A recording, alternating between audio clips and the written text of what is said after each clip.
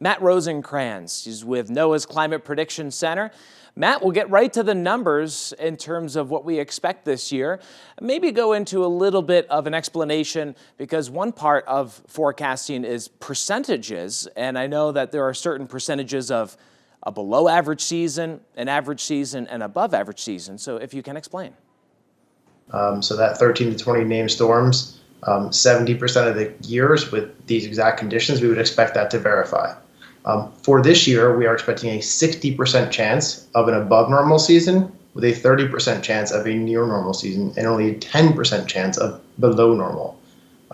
Those are really related to the ongoing activity era and the potential for ENSO neutral or La Nina to develop. And I'm glad you mentioned La Nina. That is one of the many factors into these outlooks that we take into consideration. And we just heard that we're heading into more of a not necessarily La Nina, but a neutral phase. So what are the expectations in terms of those predominant factors this season? For sure.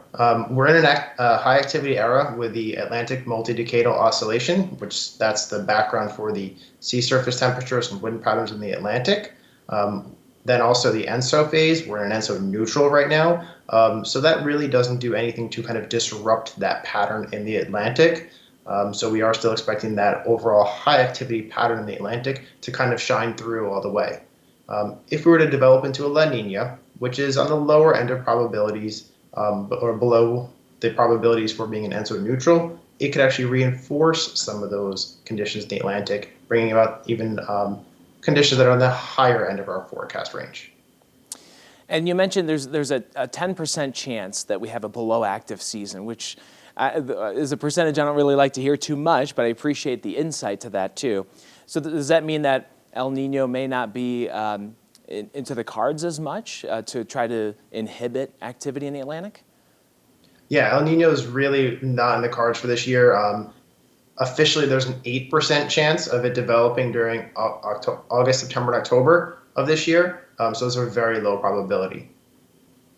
I know a lot of folks then look to, what about me? Is it, these seasonal outlooks call for the number of named storms, hurricanes, and major hurricanes. Do you have any insight into what geographical areas of the U.S. or Caribbean could be higher impacted, if at all?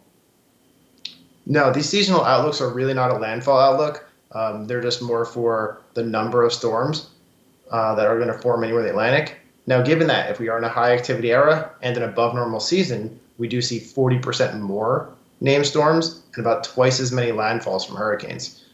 So really taking the time to prepare now, if you're in a hurricane prone area, whether you're near the coast, storm surge and winds, whether you're inland, heavy rain and winds, be prepared for those threats now, because you don't know if one could come in your area.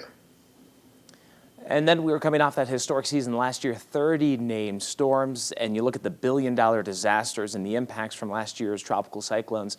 Is there any tie? You had kind of alluded to we're in this more active era since about the mid-90s. Is there any tie season to season, coming off a really active year last year, and any gauge of how this year may be? The actual numbers from year to year have limited predictability power for the next year. Obviously, if you're in a high activity era, from one year, you're likely to still be there the next year, because those things change over 25 to 40 year periods. But getting to the very specifics of the numbers, I actually ran them, and what's called a lag 1 autocorrelation. It's not very high. It's about 0.37. So yeah, that would mean that not a lot of insight to say one busy season and the next year is going to be incredibly one way or the other. That's a little bit unfortunate, because we like to get a little bit insight, but hopefully that is on the lower end of things. Why are these hurricane outlooks issued? What's the main takeaway for them? The main takeaway for these outlooks is for people to just be prepared for the upcoming hurricane season, what we're more likely to see. If we do expect an above normal season, there are higher odds of storms impacting, whether it's impacting your land, your home, your business, or even if you're out to sea and there's shipping and trading, and there's a lot of impacts. So if there's more storms, there's more potential for those impacts. So it's really about preparedness right now. Matt Rosencrans with the NOAA's Climate Prediction Center. Appreciate you, Matt, and your time. Lead hurricane season outlook. You can always head to weathernationtv.com. Stay safe again this hurricane season. We have our entire hurricane outlook for this season, but also our preparedness. We ran it earlier in May, and that gets you ready from storm surge to understanding the forecast cone to what you can do. Again, head to weathernationtv.com for all things tropics.